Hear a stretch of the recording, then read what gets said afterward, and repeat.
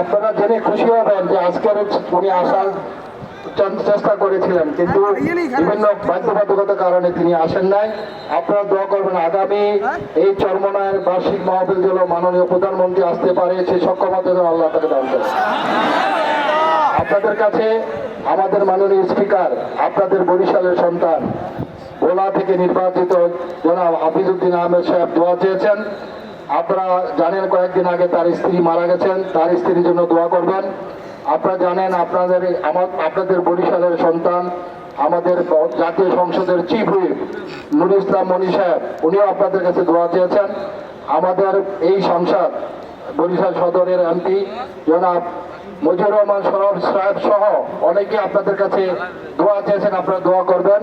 আর আজকের এই ময়দান থেকে যে জজবা, ইমানি জজবা নিয়ে গেলেন, এরপরে বাড়িতে যেয়ে আপনারা এর চর্চা করবেন। আমি যেন করতে পারি, আপনারা যেন করতে পারি। আল্লাহ তুমি আমাদের সবাইকে কবুল করেন।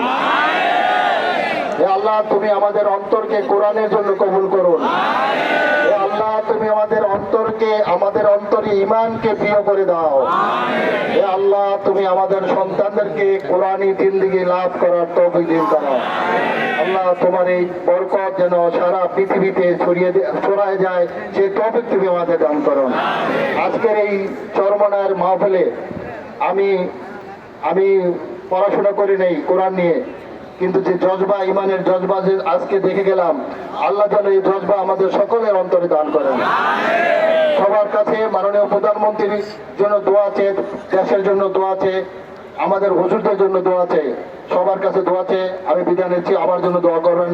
আসসালামু আলাইকুম ওয়া রাহমাতুল্লাহি ওয়া বারাকাতুহু।